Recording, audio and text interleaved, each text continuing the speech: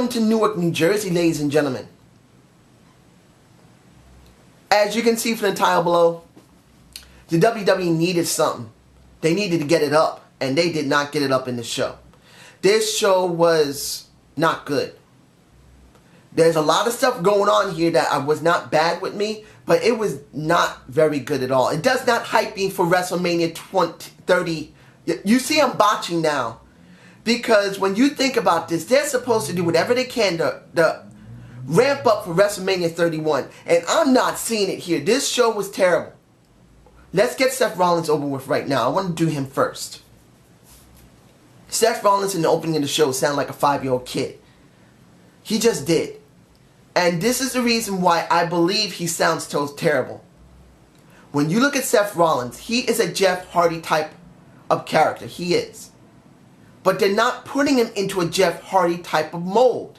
He needs to be in that type of mold. He needs to be a very high flyer, high octane type of person. And we're not getting that from him. And I'm sure everybody who loves Seth Rollins is saying, dude, you're nuts. He's great in the position. No, he's not. Seth Rollins can still be charismatic and be Jeff Hardy type. And he's not a Jeff Hardy type, and he's not charismatic when he sounds like a 5-year-old kid, basically in the opening of the show, saying when Roman Reigns comes out, you know what, I'm not worrying about anything. I can do this.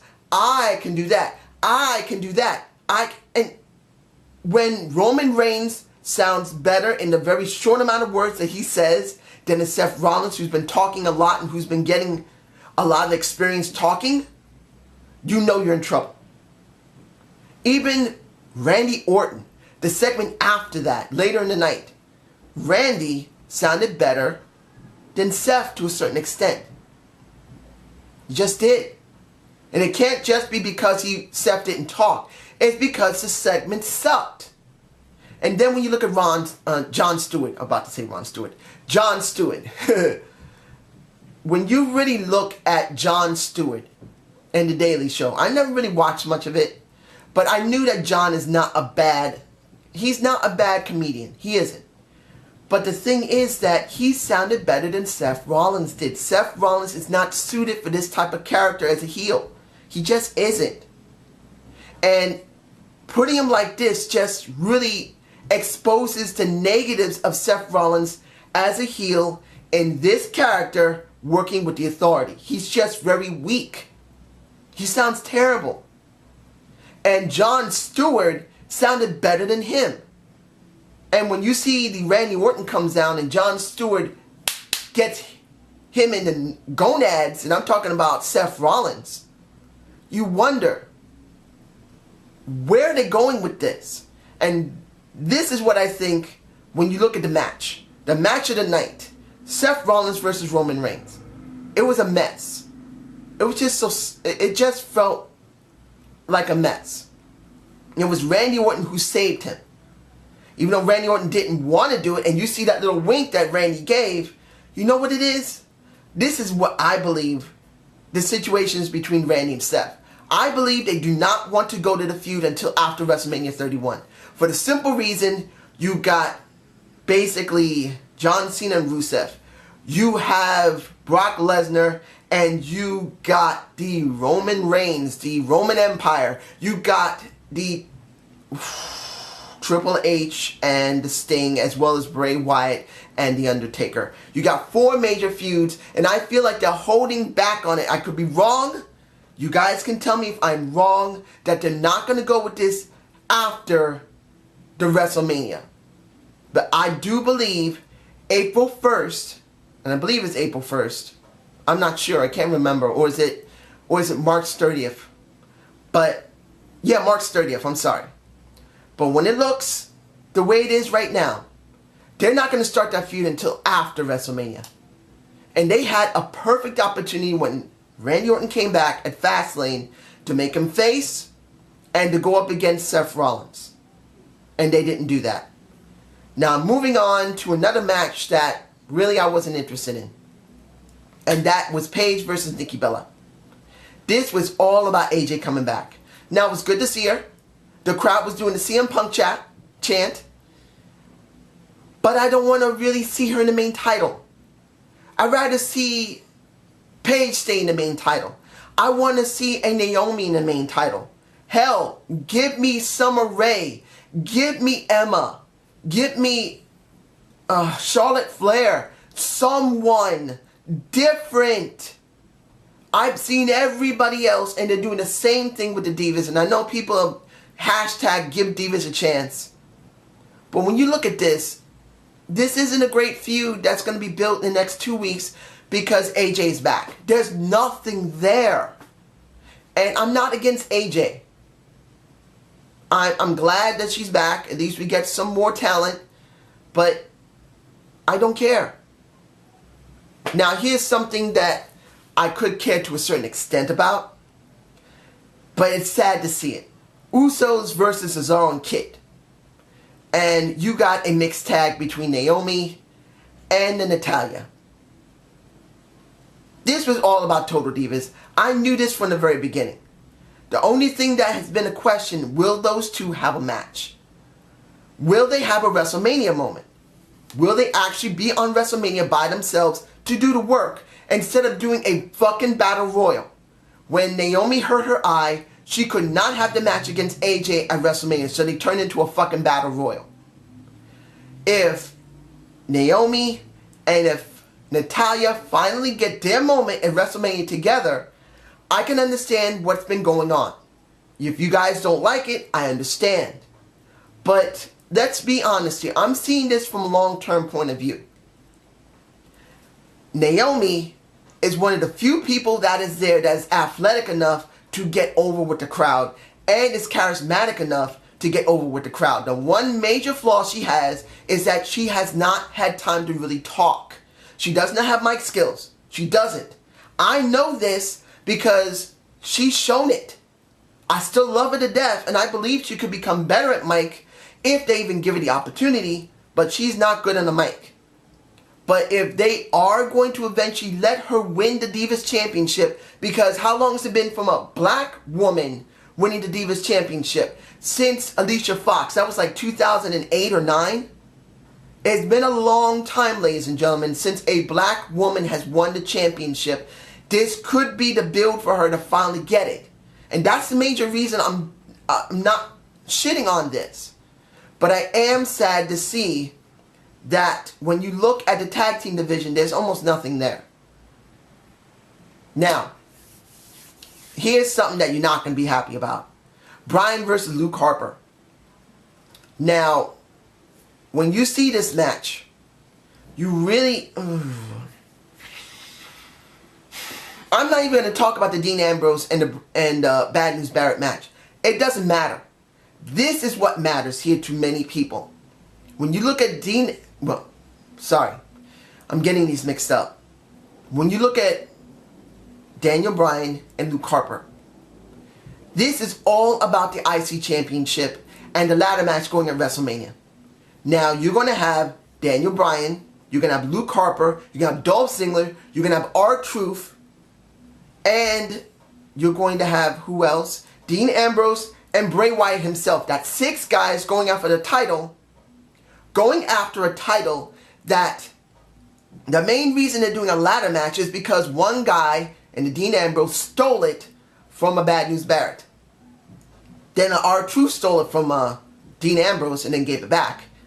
Then R-Truth stole it again and then gave it to Luke Harper because he didn't want to get his ass handed to him, and he still did. And then now Dolph Ziggler kicks the head off of a Luke Harper, and then you see at the end of the match between these 2 guys, and that's Daniel Bryan and Luke Harper, going yes, yes, yes, like now he decided he's going after the IC Championship. Is this what you guys, Daniel Bryan marks want? Because if I'm right, you're fucking pissed that there's a good chance your boy has been kicked down from the main event to the mid-card. Well, guess what? He has. The WWE has done exactly that. Unless they're changing their mind, he's going to go for the IC Championship. Now, you could say this, that if he does win it, it will give something to the IC Championship and give him something to do until maybe SummerSlam, so he can go up against, if one of two things. One, either Brock Lesnar stays in the company, or two, if he doesn't stay, sorry, I'm still sick. He doesn't stay in the company, but a Roman Reigns had a couple of months with the title so he can build his character up, so when these two finally meet, it will mean something. Many people would agree that's the best thing to do. But I'm sure you guys are not happy about that. Ooh, no. You don't want to see your boy thrown in the mid-card, and that's exactly what happened. Now, let's get to John Cena. Did I enjoy the segment between him and Steph? No. But guess what? I'm happy it happened. Because they're still promoting this is what I'm hoping for. This is what I want.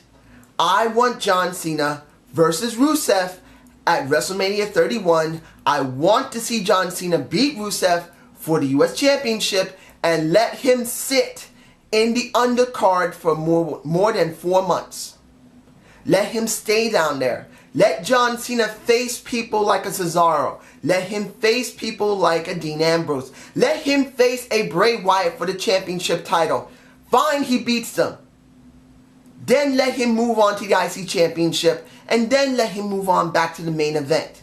That could take up to a year. So in that time, you could theoretically have Daniel Bryan in the main title, have Roman Reigns in the main title, have Seth Rollins in the main title. Maybe after what happens between Bray Wyatt and The Undertaker, which I don't want to see, he may be in the main title without an interference of John Cena or a Randy Orton. And I'm kind of stretching with Randy because he probably will be there. But that's what I'm hoping for. Let John be in the undercard for a little while. Let others come up. And everyone's saying that I'm possibly, well, others may say I'm a John Cena mark. I'm not. I'm seeing it from a perspective of seeing the future. John has maybe 2 or 3 more years to go. Then he's gone. Who are you going to deal with then? You throw people into the main title scene, worse than what they should be, and you're fucked. That's the way I see it. Now here's something I was confused about. Paul Heyman's segment where he seemed to be really pissed. Why? I don't know what's going on in the back. He seemed to be legitimately pissed off. And it wasn't because he was trying to relay his information. Sorry about that. Some stupid person was calling my number and they just hung up. Look, I don't know what's going on with Paulie. He seemed to be more pissed than normal. Maybe it's because something, I don't know. Now, let's see, what am I forgetting here? I will be talking about Booker T and Alundra Blaze in 2 debate of the weeks that will be following this. You'll get one debate of the week about Alundra Blaze, and then you'll get the one about Booker T and his Sentence to Greatness video that was after Raw on the network. Now, I believe have I spoken about everything? No, I haven't. One of the reasons why I chose this title of the WWE needing something is because of what happened with The Miz and Mizdour.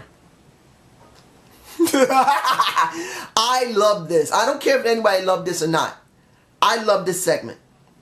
Seeing The Miz, he is a craftsman of being a heel and showing such emotion. Seeing that he took the spot of a Damien Mizdour on his commercial. Then he says all the shit he says. You're nothing, you're small, you're weak, you're insignificant, and you need something. And when it came to doing the video and almost everybody was there and they watched it, Niagara knows how to make your dick grow strong. Essentially speaking, that is what Niagara is supposed to do. And it just made The Miz look absolutely pitiful. You see I'm botching because it made me laugh so hard. He looked so pitiful, so pissed off, saying, my generals still have enough bullets to make the job go. And then he gets at Damien's face, smacks him in the face, and the crowd reacted. That was a reaction that we've been wanting. We want to see Damien rip the face off of The Miz. They want to see his face get fucking ripped off and for the Miz Dower to become a beast. I want to see Damien turn into the devil his name means and rip the fucking Miz in half. That's what I want to see. Sorry for yelling. But you get my point. The purpose of this build going into WrestleMania is that the Miz and Damien Sandow are going to have the WrestleMania moment. The question I pose to